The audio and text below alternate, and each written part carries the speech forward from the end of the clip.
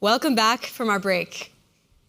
For our first panel of YHS 2022, The Future of You, we will explore how the COVID-19 pandemic and the fourth industrial revolution have changed the way we work and live.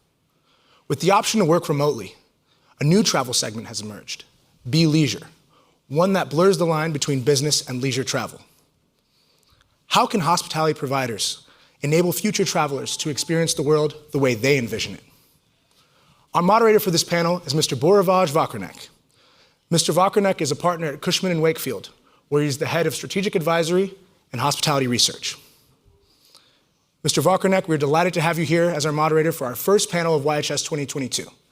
And to our audience members, don't forget to submit questions. Mr. Vakarnek, how are you doing today? I'm great. Thank you for inviting me to this really exciting event. Thank you. It's a pleasure to have you here. We're excited for the panel. Without further ado, Mr. Vakarnek, the floor is yours. Okay. Thank you for giving me a word. I would like to start with a little comment about the situation in Ukraine, which is quite close to me, obviously being based in Central Europe, as well as somebody who grew up in communist Czechoslovakia, which was occupied by Russian forces, and somebody who has a friend in Ukraine. I think, attending event like this and participating in event like this doesn't mean necessarily that we are putting the heads in the sand. We do appreciate the horrible war that is going on. We do invite everybody to join us and support anyhow they can, whether it's just to raise the voice or contribute financially or with the supply. However, it might seem that it is a bit oblivious to talk about the future of hospitality or bright future of hospitality when there is such a sort of dark cloud hanging above us. But I think that tourism industry and discussion about tourism is important to progress with it, not only because the tickets or money from tickets for this event goes to charity to save the children affected by this crisis, but as well because hospitality and tourism is force for good, and it needs our support. People who travel and explore the world, they learn about inclusivity, about preciousness of life.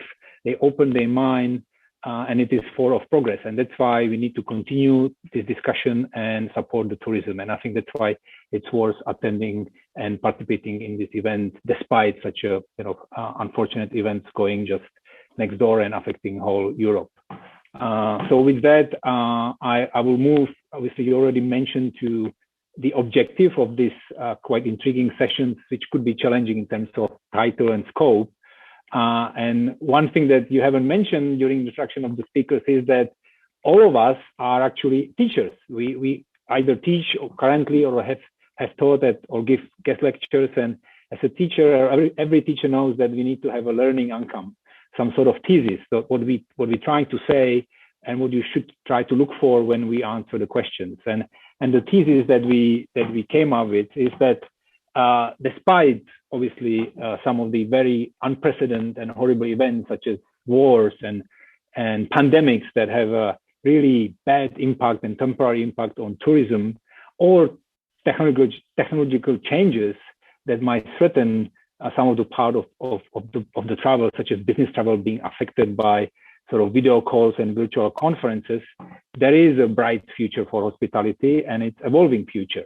Hospitality is becoming hybrid in its core, very flexible type of asset class, and it's expanding more than ever before into sort of horizontally merging with other asset classes, such as office or residential or senior or student housing, or being accommodation for emergency accommodation for those in need temporary. But it's expanding as well vertically.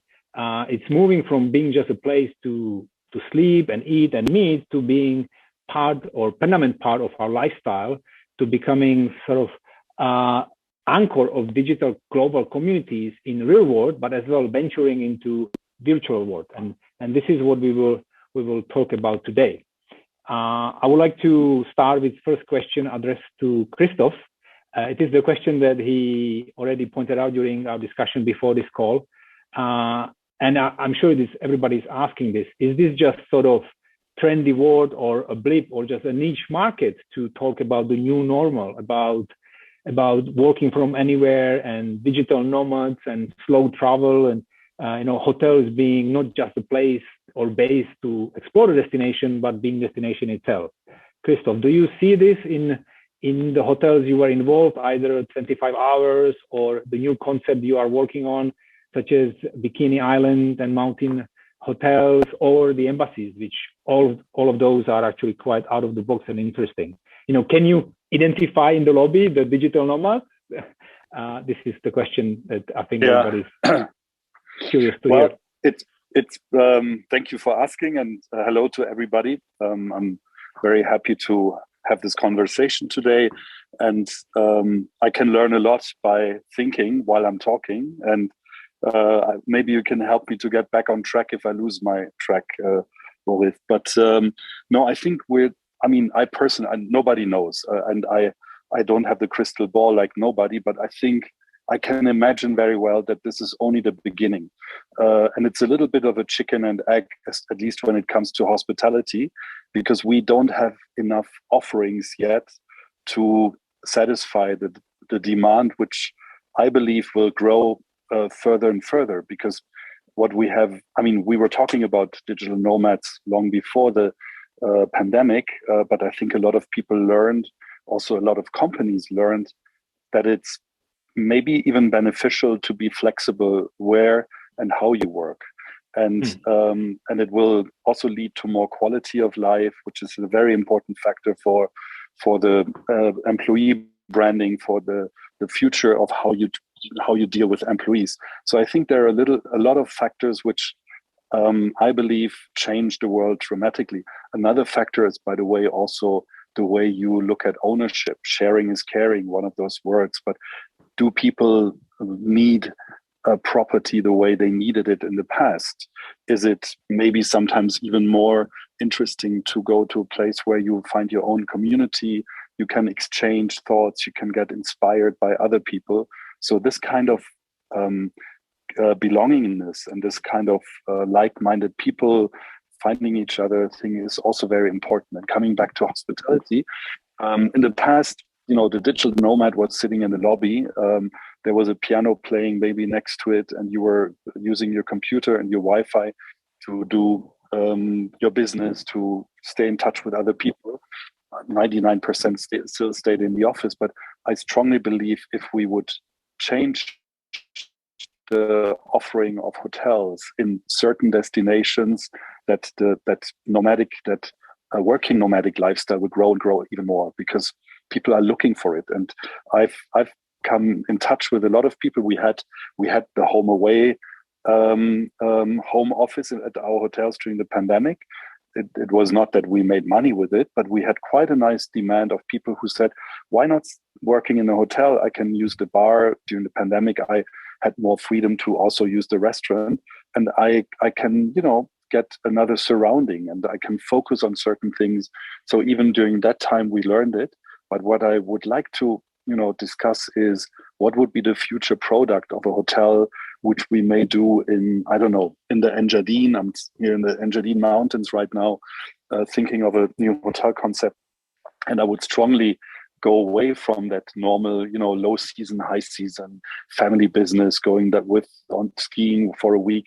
I think we should create products which are much more focused on people who stay maybe for 2 months and they spend the whole summer there to enjoy the nature, to enjoy sports, to focus on a certain issue.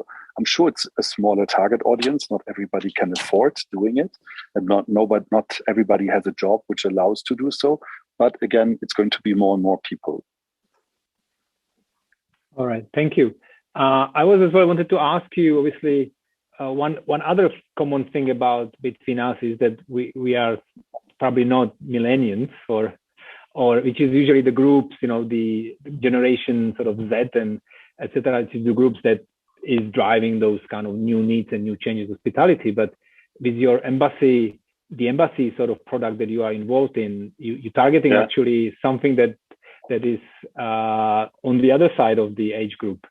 Totally. And is the new form of sort of active sort of silver line traveler. Yeah. Yes, well, it's a startup, so we don't know if we will be as successful as we imagine to be, but I'm pretty confident. And it's exactly the same idea, basically. Number one, affluent people who, I don't know, own a house in, I don't know, outside of Zurich. The kids are gone. You don't want to stay in a big building anymore. You can cash out by selling the property. But where do you want to go? And that is the key. I would like to go, if I get older, and many other people as well, I would like to be in a place where culture happens, where I can meet people, where I can still do my business, maybe, where I can exchange thoughts. And the embassy, the future embassy, maybe in Vienna, the first one, or in Zurich or in Hamburg, will cater exactly for that need. So you have an apartment on the upper floor, different sizes. But then you have the whole ground floor, which will be designed like a hotel. You have a nice bar, you have a flower shop, you may have a nice kiosk, you have a library or a bookshop, a nice restaurant, of course. But then you have the first floor where you can really sit down and work, and where you can meet your own people. We will call it the ambassadors floor. And I think if you consider that in a place like in Zurich, I could very well imagine that you can change your lifestyle. And on top of it, if we have more than one embassy in the future, this will mean that we will have a lot of, that you can profit also from an embassy which is based in New York or in Bangkok or in Paris. So this is the idea. And it's again also about, staying flexible, staying open-minded, and not going, like into an elderly home where you are, just, sit aside and you cannot participate in life anymore. So that's the other, it's the for an older age group, but the basic idea is the same. Right. Yeah, I think it's great to hear that it's not only the young generation, basically across the age spectrum, we all becoming more mobile and want to be active and don't want to be tied in one place. Alex, what is obviously this was kind of more startups and entrepreneurial type of approach to this new capturing these new trends. What is the largest hotel group doing in terms of addressing those new trends, and what are you cooking in your Marriott Lab design lab? Is there something that you kind of trying to address this new type of travelers? Well, absolutely, and just for everyone's reference, the Marriott Design Lab is a 10,000 square foot design facility at our new headquarters in Bethesda, Maryland, that's slated to open this year. And at the Design Lab, we're looking at ways to improve design guidelines, strategies, construction processes, building operations, and as well as focus on sustainability. So this is in line with our Serve 360 sustainability initiative, whereby in the year 2025, the goal is to have 100% of hotels be LEED certified or equivalent. So we partnered with companies such as LG and Carrier. And the intent is to explore efficiencies in space planning, use of materials, and energy consumption through the use of technology and automation. So it's literally a laboratory to explore, investigate, and experiment. And it's about refining, expanding, and redefining the guest experience across all of our 30 brands throughout the luxury, full service, and select service tiers. So we're addressing, all brands across all demographics from our consumer base. And, I think it was mentioned earlier about leisure travel, the business and leisure travel, and the emergence of multi-purpose travel. The focus really here is to maximize the guest space, not only in terms of square footage, but also in terms of functionality and amenities to accommodate both short-term and long-term stays. And I think that's manifested through the emphasis on flexibility and adaptability. And so as a result, our extended stay brands such as Element Hotels and Residence Inn are enjoying really robust growth across the Middle East and Africa region. And then in terms of recent projects, I do see an increase in mixed use projects, but I think that's just a byproduct of the large-scale master plan development projects that we're working on in the Middle East, and particularly in the UAE and Saudi Arabia.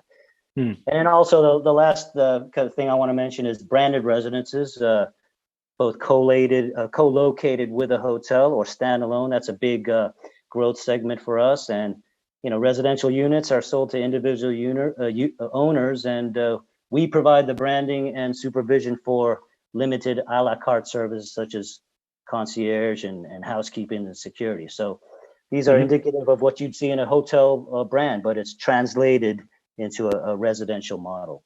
Right. So we obviously there is this clear path towards residential sort of space, either through branded residences or co-living concepts, which is more what Christoph was talking about. Coming back to sort of the business or office sector, I would like to ask all participants or all panelists, what is your approach to remote working in your organizations? I mean, the survey by YHS actually came up to very surprising conclusions that on average, 59% of employees would like to work remotely, or 59% of the time, whereas 70 sort of the employers would like the employees to work 72% of the time remotely, which I found quite surprising. There is quite a bit of research saying the reverse, but I would like to hear what is your sort of approach within your immediate team or the organization. Maybe John or Ron, you haven't spoken yet, so how are your companies approaching sort of remote working? Do you have a policy, or you go by ear now? John, you want to jump in? Sure, I'll jump in. From our perspective, I mean, we're in over 40 countries currently, and we're in the consulting and advisory business, so we travel constantly, all of us. So for the most part, we're very, very flexible. We need to be in the office when we need to be in the office for meetings and whatnot. But outside of our administrative teams, I would say that we've been nomads for decades, a briefcase, a laptop, and a mobile phone. And we're happy with that. But when you need to be in the office for meetings or whatnot, of course, we're there. But even then, sometimes we allow for some flexibility and connect for meetings virtually. So from our standpoint, we're all in on the whole idea of mobile. Right. And Boric, we're back, as you may know, we're in the hotel design business, development business, procurement business, branding business, but we're in the creative field, and that really lends itself to a collaborative process. We've been effective working remotely for the last 2 years, but we are part of a group that is tracking statistics across 60 design and architecture firms in the US. And there's a direct relationship between being able to collaborate, sit side by side in an office, and level of productivity and quality of output. And some of that just comes from turning to your neighbor and asking a question, or noticing that they're overburdened and offering to step up and provide your support. So plus the cultural benefits. I had a meeting on a new project last week in our office. And the meeting started with a hug of the client and ended with a hug of the client, which it was not always the case pre-pandemic. But I think there's a sense that a meeting in person is even more valuable than it was previously. Right. Christoph, I'm not sure if I even should ask you the question. You seem to be mobile all the time, every time we have a call. So yeah. So actually, I never had an office. I just realized while you were talking about it. But it's. I mean, I don't have to explain. It differentiates between the position or the job you do. Talking about our head office, I think it has changed quite a bit over the last 3 years, and we are very open towards mobile working. So there's no obligation anymore on head office level to sit in the office. Of course, we try to have face-to-face meetings when we have, special important meetings, creative meetings.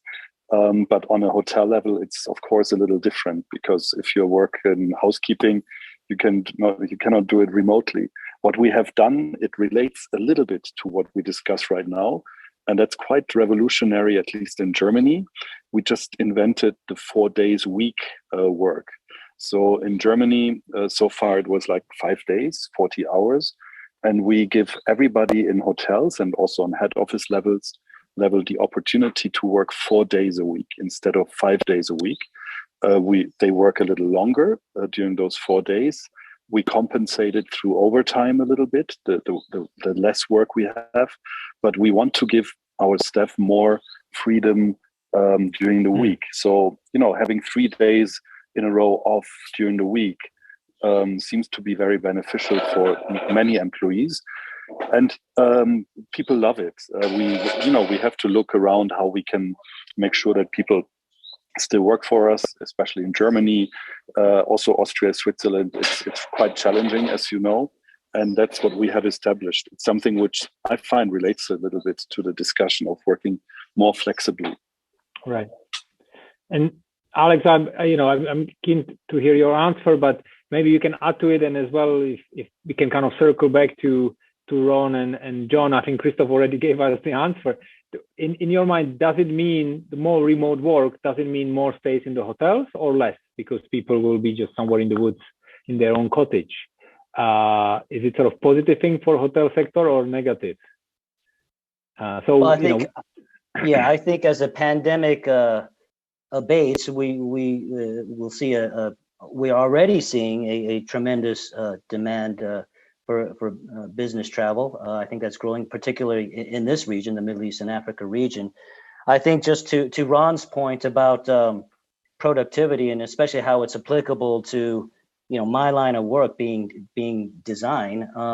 I do agree there's absolute value in the face-to-face workshops that we conduct, and how that proportionally affects the output. I think we do have more successful outcomes when we are in the same room, in the same space together.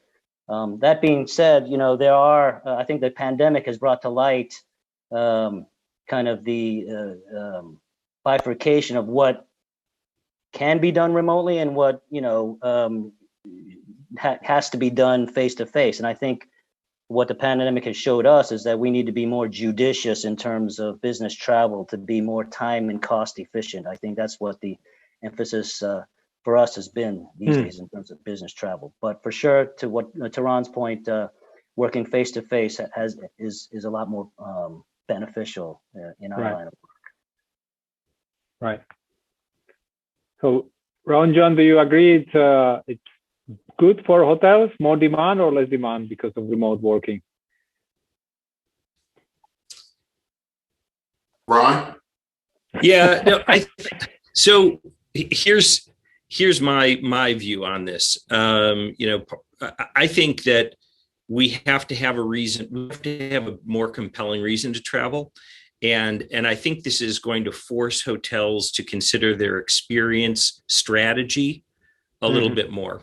Meaning, what is the outcome that hotels are trying to serve for these guests, and how can they make sure that if you do travel to their hotels, that their needs are being met and met well?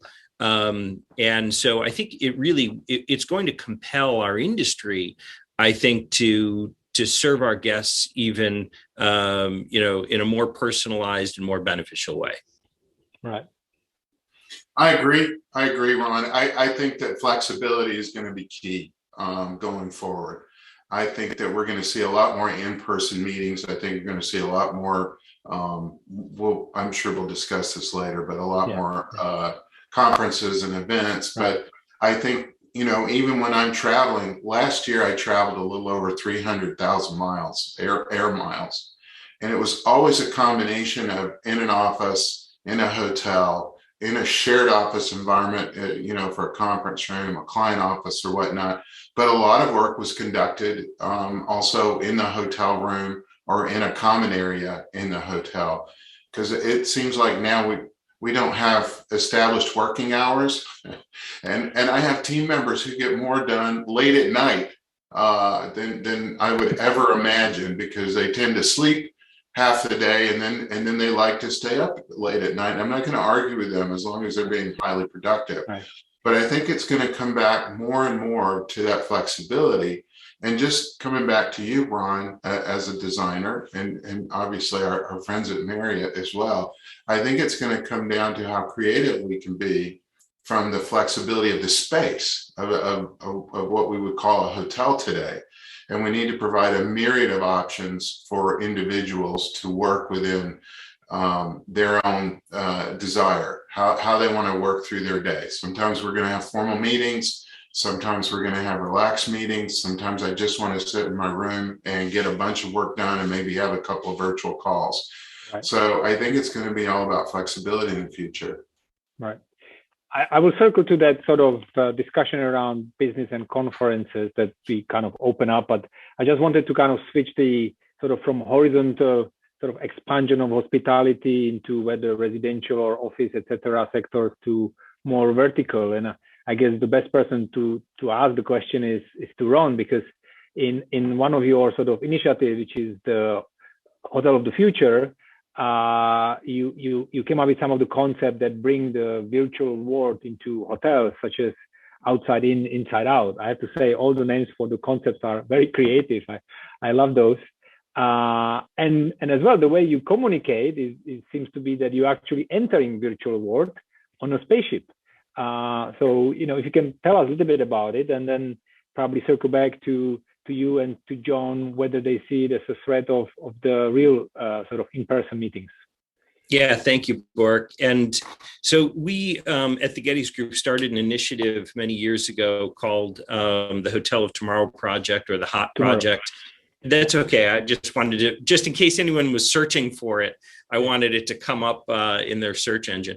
And the goal really is to bring together companies like Marriott, who's one of our sponsor participants, and other hotel companies, plus owners and operators and designers and consultants, and conceptualize the future together, because the industry and the world is changing so rapidly that we're facing questions that we don't necessarily have answers to ourselves. We need the expertise. Imagine the beginning of the pandemic here, and we needed healthcare insight about sanitization and cleaning protocols. We needed technology companies, not just to help us with keyless entry, but contact tracing and other forms of contactless kind of interactions with our guests all got accelerated. So the future came upon us rather quickly, quite candidly. And so at the beginning of the pandemic, we brought together everyone involved in our think tank, which is over 300 people. And we started looking at the most pressing problems that we're going to be facing our industry. And in 2019, we did it via Zoom, and we facilitated online collaboration and workshops. We then generated a whole bunch of interesting ideas like the one you alluded to, which was inside out, outside in, which is really how do we use outside spaces around our hotels more effectively as workspaces? How do we take the outside part of the hotels and really utilize them more effectively for gatherings and for work, as well as bringing the benefits of biophilic design and the benefits of nature into hotels to give people a bit more of a sense of calm. I'll give everybody an interesting statistic. You know, if you are suffering from any form of stress at all, you recover from stress 60% faster if you are outdoors. It's a very interesting statistic. And what we can do by simulating the outdoor, being the clean air, the sounds of nature, plants, water, all of the things that we associate with being outdoors, if we can bring it inside, and now we're all dealing with more stress in our lives for various reasons, we can give even more benefit to guests. And you know, that was one of many ideas that came out of this project. I think what we do is we ask all of the participants, which by the way includes universities from around the world as well. We had what we called the Hot Ed Challenge, which was open to universities from around the world to contribute their students and professors to the initiative as well. And we asked them, and where they think the industry really needs to focus in the future. And there are a few recurring themes that I just want to share with everybody. Flexibility is a big one. And we all talked about this. And we don't just mean flexibility of space and use of space, but also flexibility of real estate. We actually developed a TownePlace Suites Marriott in Nashville, Tennessee, and we're about to develop a Moxie and residences that we intend to make a branded residence, a Moxie branded residence, and find the synergies between the brand and the real estate. The way that real estate is used is different, and we're seeing a desire for infused hospitality into other sectors like healthcare, senior living, higher education, et cetera. So the focus of the Hotel of Tomorrow project is on flexibility, on sustainability, on technology integration, on wellness, mental wellness, physical wellness. And yes, we're looking 10 years out, 15 years out, but we're also asking ourselves what, like in regards to sustainability, what can we do tomorrow? What can we start doing with diversity and inclusion, for example? What can we start doing tomorrow that it will lead us to a better future? And Borik, you kindly asked about how we're using this spaceship. We built a ship in the metaverse in virtual reality, and you access the ship. Oculus, Meta, formerly Facebook, is one of the companies involved. NVIDIA is one of the companies involved. We built a virtual floating ballroom that has been the host to our events. And so we have speakers as avatars on stage. We had someone from Design Hotels, for example, Marcus Schreier, who stood as an avatar on a virtual stage, on a virtual airship in a virtual environment. And we in the audience stood as avatars watching him present a case for the future of transformative travel. And it was an experiment as well as an experience for people to give themselves a bit of a glimpse of the future for hybrid meetings and for ways that we can collaborate, socialize, gather, interact, and share. Because I think the future of hybrid meetings, we talked a little bit about hybrid earlier, is how to be virtually together, not just be actually together. And so rather than talk about it, we're actually giving participants a chance to experience it. Okay. So, obviously this is exciting, but from a hotelier that has a, big box conference venue, this might be a little bit scary. And, we are being asked all the time, and I'm sure John, as one of the leading advisor in our industry, you must be getting questions from owners and investors in hotels that have a conference space. Should we worry? Is there a future for sort of conference business in real personal sort of world? Well, Borik, it's a great question. I will tell you that there was a time last year, a little bit the year before, where that was a question. But now I have to tell you, we're seeing a resurgence in both the business traveler, corporate traveler, but also in meetings, conferences, and events. There has been, I would say, a virtual fatigue that has set into a lot of us, where we're a little over the Zoom meeting, the lack of human contact and interaction, and the limited time that imposes on your relationships with individuals. I mean, like today, we have a set amount of time, and then we're all disconnected from one another. The interesting thing that we're seeing is that there is a huge demand for, as Ron was saying, those hugs, to press flesh, to make eye contact, to have a coffee after a session, or to have a breakaway with some people that you're associated with, your colleagues, your friends. And we're seeing that is coming on strong. I mean, within our own industry, we're seeing high attendance at investment conferences.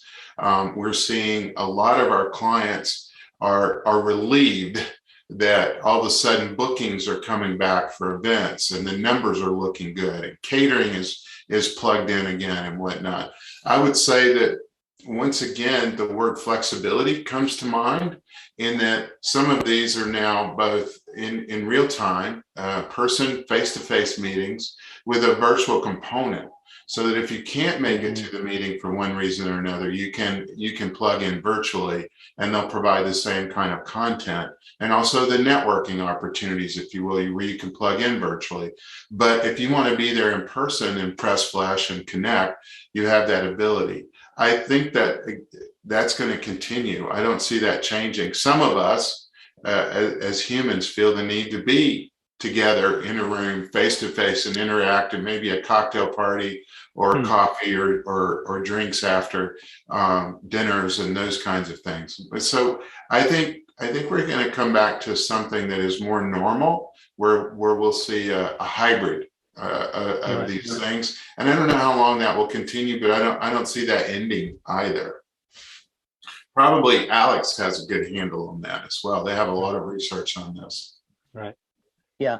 Well, I mean, I can speak to what I've seen in the Middle East region specifically, and I can tell you, I echo what John says, that the demand for events and conferences is very robust, and in having that, it bleeds and has a domino effect on the rest of the economy.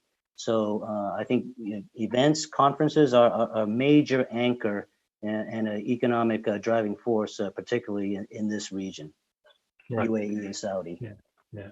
I think that thanks Alex, and I think it comes back to that flexibility, right? To use those sort of spaces for not only meetings but whatever there is a need for. And it kind of leads to the next question, which is, have you seen or can you share some examples? Because the flexibility or the expansion is not necessarily into other places as well, but there are sort of other users coming to the hotels, and hotels themselves are becoming mini mixed use sort of facilities, right? So for example, co-working spaces inside of the hotels. So if you can share some examples of kind of this multi-purpose flexible use or other uses in the hotels that you have seen. And I will start with you, Christoph, since we know you have to leave early. So if you can share some idea or what you have seen in some of the hotels of this kind of additional features that were not traditional sort of F&B spa rooms and meeting space. Okay. Before I get to one example, and it's going to be one of our hotels, I would like to add a little thought I have on what has been discussed before. Okay. Everybody is totally right. The only thing where I am concerned is that we have a lot of hotels on this planet which are very boring, which don't have any, experience space, which don't really have that USP of saying, I want to go to a beautiful, nature, or into a great city where I have an amazing hotel with a lot of space, which can be changed.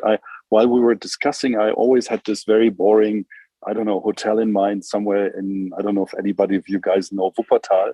I'm using that city in Germany because it's a very, it's a small city, no thrill, nothing. And then I imagine a very boring, I don't want to name any brand, but a boring, hotel where you don't want to spend time. If I had the choice to be digital and stay in a great place, or to go into a meeting into some of those hotels, travel, spend a lot of money. We haven't spoken about climate change.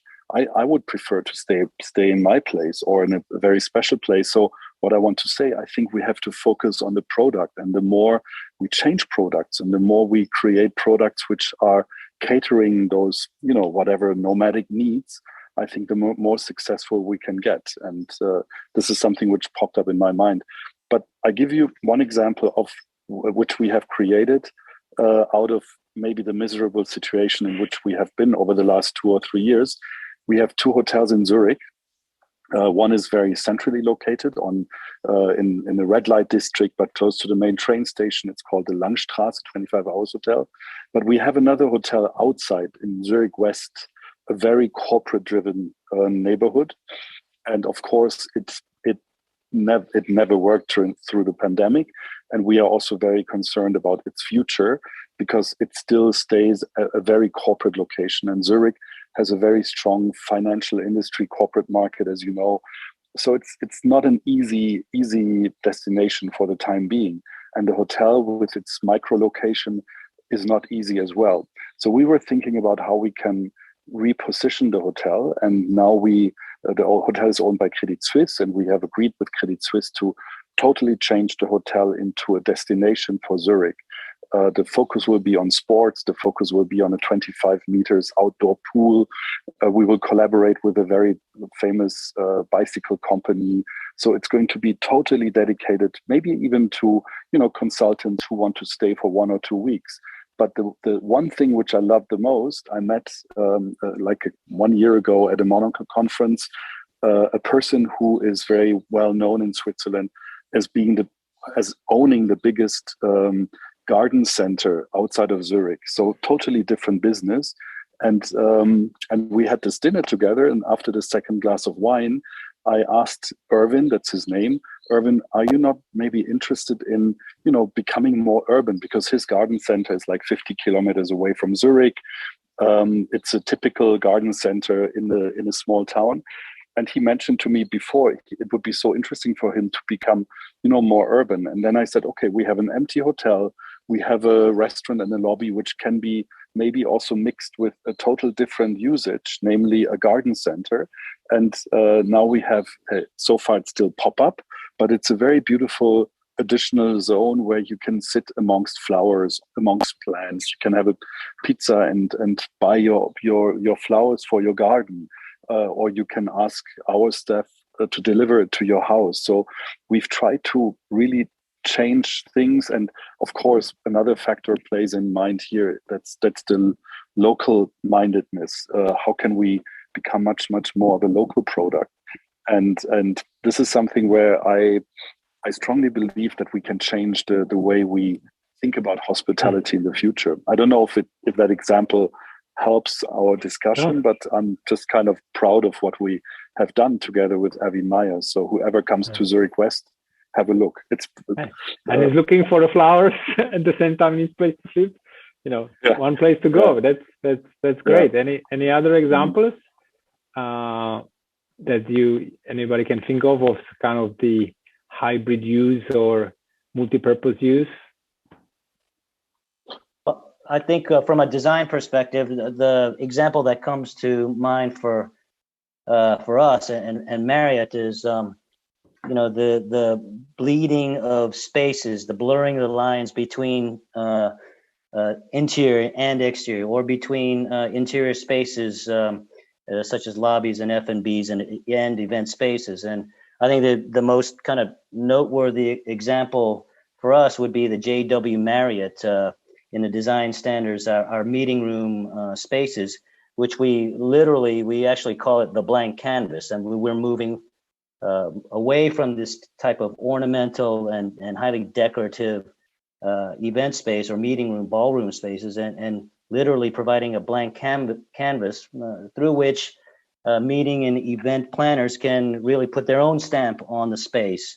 And, and this is achieved through movable panels, blank walls. Instead of huge chandeliers from the ceilings, we're providing rigging points for lighting and AV, neutral materials and flooring, and the introduction of natural light into the space. So this blurring of the interior and exterior, at least from a design standpoint, we're emphasizing particularly through this brand, the JW Marriott meeting room blank canvas. Right.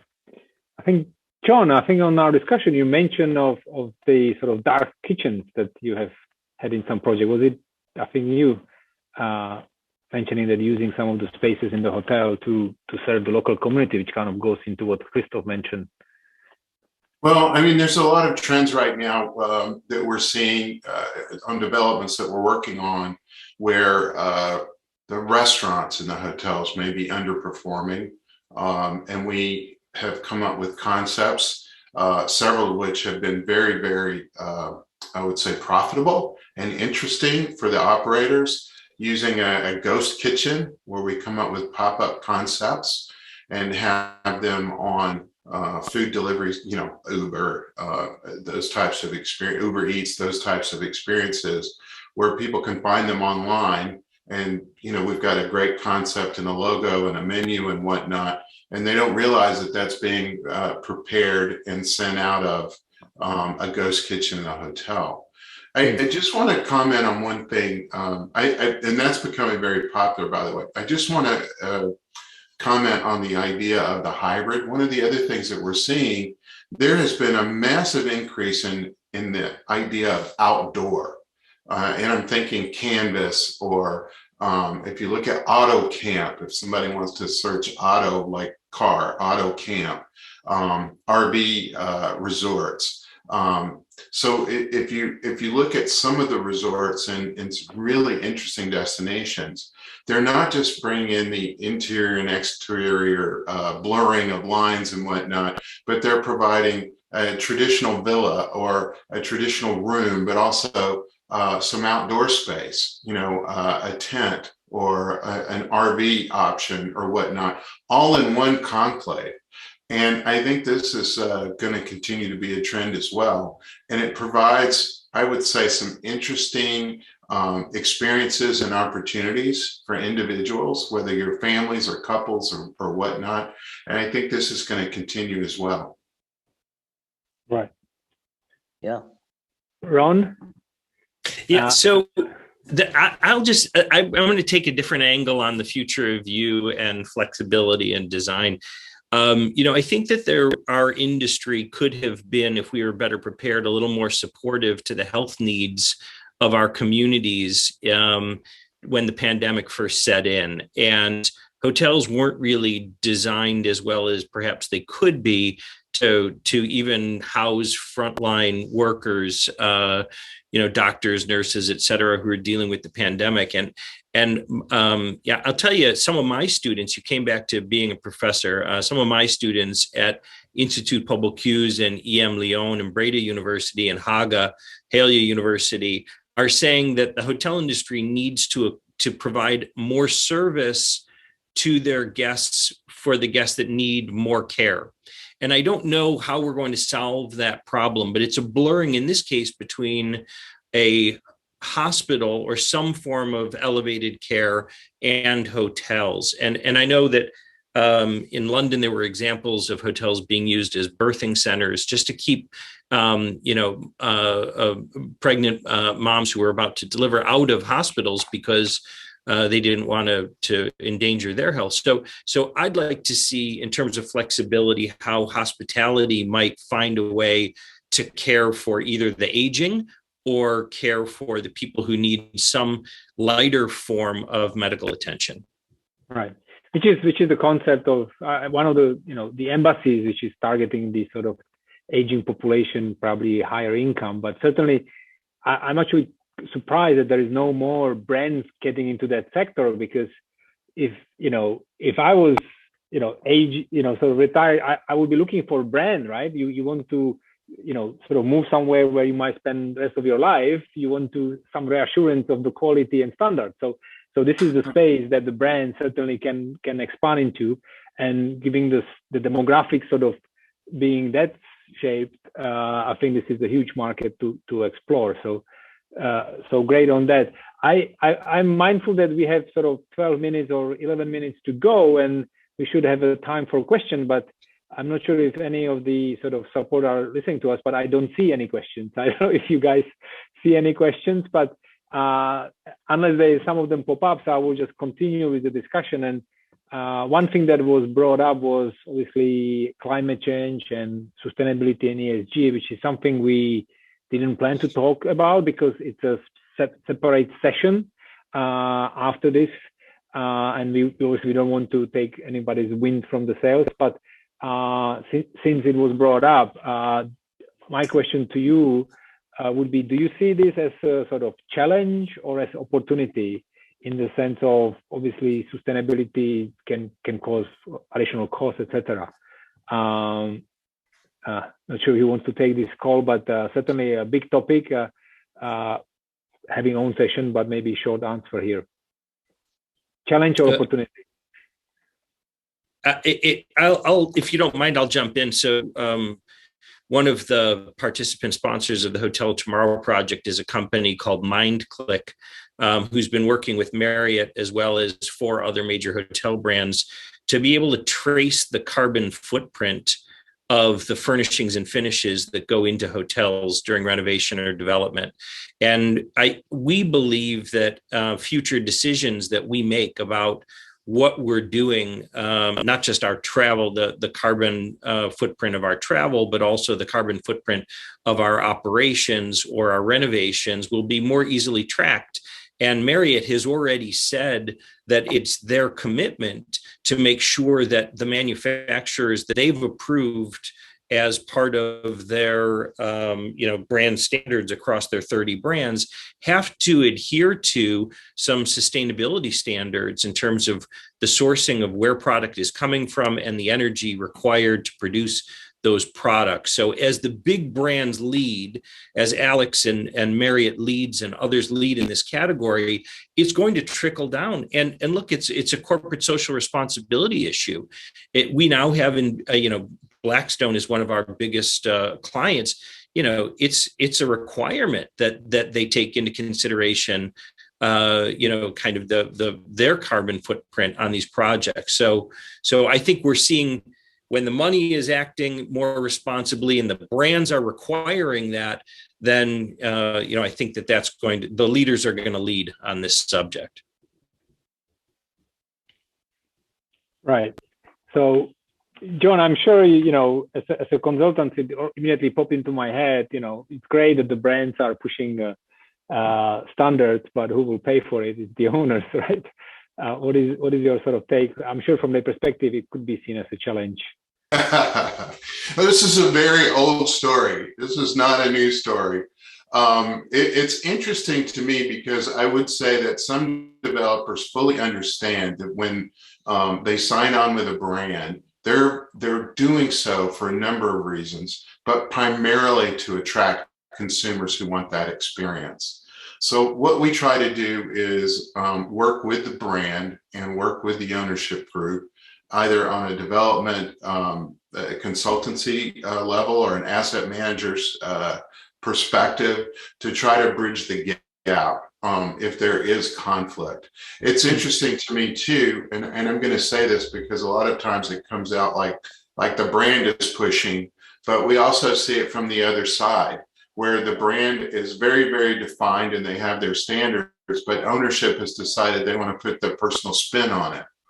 or their own idea. So I want to be clear to both parties. It comes from both sides of the equation. Our goal is, as advisors, to try to show where the investment is going to get the most return in terms of that decision. But it's also about differentiation. It's about attracting consumers. It's about so many other things. And a lot of times, and I mean this with the most affection in the world, the brands are much more in touch with what is expected from a consumer experience standpoint than a lot of our, I hate to say this, middle-aged white guy developers or older demographic, so to speak, that thinks that everything is this way and they don't understand all the other demographics. So I would say that we always look to the brand or the design group to explain fully what it is that they're trying to accomplish, why they're headed in this direction, and the benefits of it. And we try to be open and open the mind of ownership or the development team in terms of what can be done here. And right. And that takes a little bit of we find ourselves being very diplomatic, but in the end, we want the best possible product for all parties. That's the way things work best. And that's kind of our take on it. Right. Okay. Christoph, you seem to be, do you want to add something on the sort of sustainability or? No, nothing to add. I was just listening to John. And I would take more the position of the, operator, the creative people, the non-compromising people. But of course, the world is always like the compromise. I would love to speak about management agreements versus ownership, but that would explode the meeting, because I think that's a big topic to me, because we've learned hospitality or developing hotels by being lessees or owners, and that kind of freedom is super important to create a non-compromising product. And John said very rightly, it's always quite a big of a challenge to create something which is steered many times by many parties, and that is the result many times you can see in especially the big brands. That's a topic which I would love to speak another time, but I think I'm losing my path again. If I will stay with you and I will ask question, but to all panelists, but having a sort of fear you might step out, so I will get it out of you first, and I suspect the answer. Obviously, in most of the students I have been involved, they want to work in the luxury, but they feel that the luxury is the best sector to get involved in. Having said that, obviously these new trends that are evolving, whether it is sort of nomadic traveler and flow travel, etc. Which of these sort of classes, whether it is from economy to luxury, you think will benefit the most of this kind of new form of travel and new demand segments that are appearing, just to kind of steer the waters a little bit for the students where the most opportunities are? Can I answer that question first, sure. And then I slowly step out. I strongly believe that it's that what I have in mind, and what we have discussed in several ways, is very much focused, or which is very good for the lifestyle hospitality, and is, of course, the luxury hospitality. And especially when it comes to luxury hospitality, I think there's so much to be done, because you have so many precious and beautiful old luxury hotels or brands, and they need some changes. But how to make the change, that's the big challenge to me, because the worst thing which could happen is to destroy that beauty. But they have actually all the means of bringing people together and keeping people. They have the space, they have the experience space and everything. I would be very concerned about economy. I mean, economy brands have maybe a different target audience, but when it comes to what we have discussed lately, I think it's luxury and lifestyle, definitely. Okay. But I listened to you. I won't say much anymore. Right. Okay. It was a big pleasure. And sorry. Yeah. Very quick answer. Just what is the segment or class that you guys bring? We have 2 minutes to go, and a closing remark. Lori, can I just say, one of the things that I think we need to be very cognizant of is that consumers don't fit into neat little silos anymore. It's very interesting to me when I sit down and talk to my ownership groups, and we talk about this sort of idea about economy to luxury and everything in between. Consumers use different products at different times when they have different needs. Just like sometimes we go out for a Michelin star meal or a nice sit-down restaurant, but other times at the airport we grab McDonald's, or maybe we're driving somewhere, or we're just walking on the street with our family. It doesn't mean that we don't appreciate all of those offerings. It just means that we plug into different opportunities. If we're driving a long way, sometimes we'll just stop in a nice roadside economy hotel for a sleep and a shower, and then get up and go on to our city meeting hotel at our 4 or 5-star meeting hotel. So I just want to say, consumers are using the full spectrum. That's our own understanding of it. So I think it's all beneficial. But I just wanted to make that one point. Yeah, totally agree. I would just jump in and say, if students are looking for a sector to enter that would be most compelling to them, I would choose a hotel or a brand that is more culturally evolved. It doesn't matter the quality level. I think that hotel companies' ability to attract and care for their team members that's what's emerging. How we care for one another, how we attract the right talent and retain that talent. And I don't think the quality level is the issue. Right. Okay. I think, just really quick, just to address the audience here. And I think, rather than kind of asking the audience or asking us, the audience asking us what classification or tier that we would recommend them to work in. I think it's more in terms of skill set and knowledge base, and to be more of a generalist rather than a specialist, and have a diversified knowledge base and skill set. The hospitality industry, I think, is great because you have so many diverse professionals and fields and disciplines within this kind of ecosystem. So I would, encourage the audience today to not just focus in on a certain tier like luxury or lifestyle, but focus on diversifying your skill set and your knowledge base, because then whatever career path you choose, whatever tier that you choose to work in, whether it's luxury or lifestyle or select service, your skill set and knowledge base, I think, will serve you well if it's diversified and Right. kind of touches upon every discipline. And I think that kind of nicely leads, thanks Alex, into conclusion that I hope that we succeeded to kind of demonstrate that hospitality sector is expanding sort of across the sectors, horizontally as well as vertically, and there will be more career opportunities than ever before going forward. But obviously this comes with the challenge, because students and as well as school needs to start acquire and teach new skill sets, whether it is teaching students how the office market works and how residential and senior living works, or teaching them about technology and virtual world. Right? So it will require to get much broader, which what Alex was talking about and Ron as well earlier, as well being able to work in multidisciplinary and multi sort of expert teams, because not everybody can know everything. So there will be challenges, but I think the opportunities remain greater than ever before. And I think that's a great conclusion. Hopefully we made the case.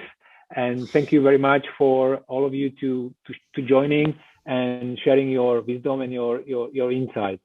And I hand over to organizers to, I guess, close the event. Sorry for 2 minutes overlap. Thank you, Borik. Thank you.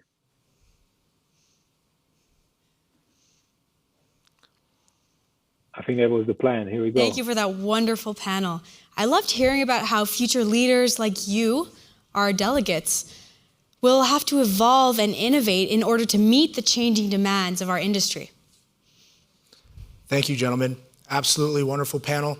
And I think you guys did, you definitely did make your point across. And Mr. Fried, I absolutely enjoyed hearing about the full spectrum of consumers and how consumers actually hit different touch points, which was a very interesting point, and I'd never really thought about it that way. So thank you very much for the panel, and it was a pleasure having you here today.